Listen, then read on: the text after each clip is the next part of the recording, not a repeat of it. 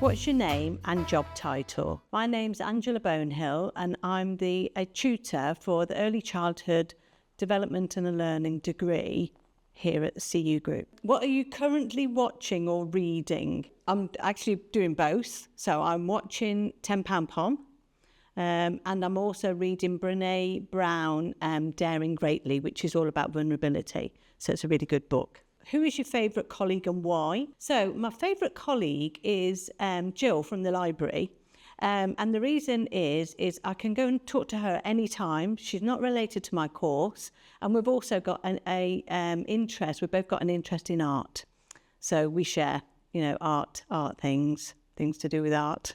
Who or what inspired you to teach your subject? So I've got three people, I think. So first of all, my own children. I've got a child who's neurodiverse, and I've also working with him and supporting him, that really inspired me to learn about child development. Secondly, my husband encouraged me to do a degree. And then thirdly, I had some inspiring teachers throughout my whole education. So those were people that inspired me to teach this subject. What would you say to someone thinking, why should I study early childhood? I think what's really, really important is understanding child development. And if you're interested in working with children at any level, anywhere, then I think this is the course for you. What would you say to someone thinking, what jobs can I get after my studies? So there's lots and lots of opportunities when you're working with children. So, the main one is probably around working in nurseries or schools. But you can also look at areas like social work, play therapy, and anything at all that's got a link to working with children. What difference do you think your subject area makes to the world? If we think about the child, the difference that it's making to children, the difference it's making to families, it's making a whole difference to society. And also, the next generation it's making a big difference to. What has your most successful student gone on to do? I have loads of success stories. Academically, I've got one student who's just started a PhD. I've got another student who is a social worker. But I've also got really inspiring, successful students working as managers and working in nurseries and schools. As a student, I'm worried about the academic workload. Should I be? I can't say that there isn't, an academic workload, because there is. You've got to pass your assignments. But what is really nice about this course is there's no exams.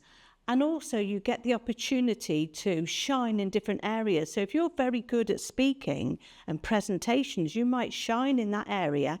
But also, you will also develop skills to write assignments, to do research. And because you're interested in the subject, that's going to really...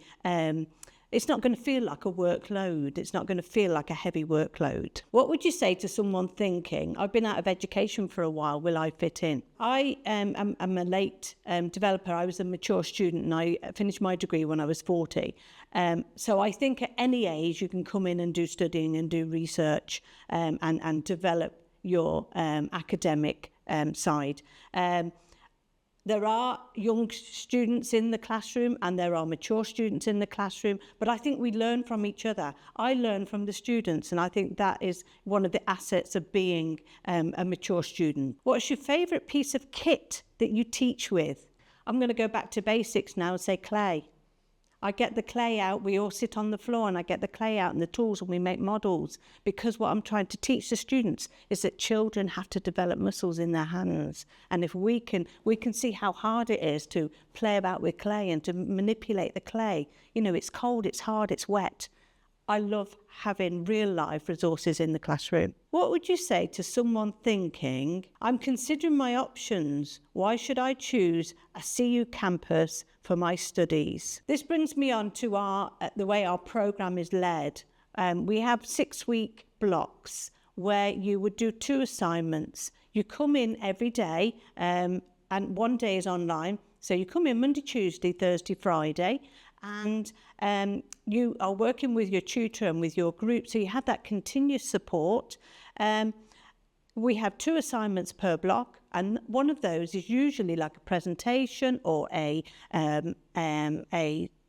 discussion. We do micro teaches, we do vlogs. So we do lots of creative ways in that week 3 assignment. And then in your week 6 assignment, that's probably a report, an essay, a article we would encourage you to write.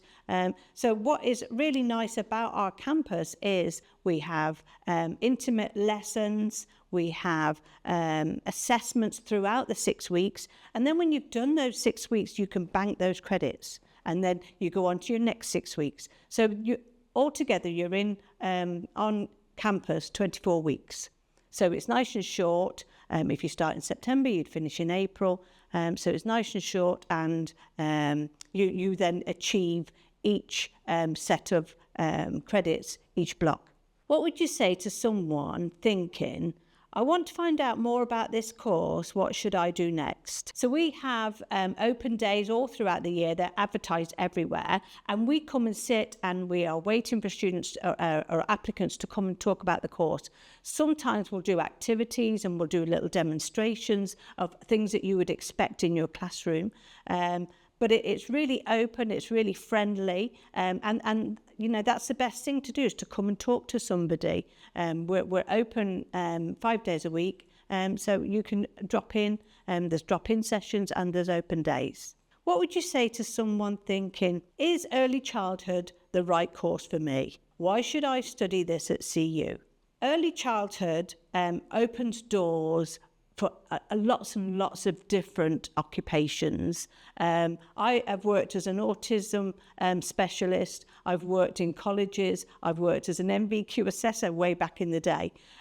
So it opens doors for everything, and I did an early childhood degree. Why should you study this at CU? I think at CU we have the opportunity of doing a placement, and we have a bank of nurseries and schools that we work with. So we are encouraging you to get experience and to have the theory part of your degree, so that you go out as a whole, employable graduate. Also, what we do find is that often when students are on placement, that there are opportunities in those placements to go back after your degree and join that organisation. Thank you for listening to me.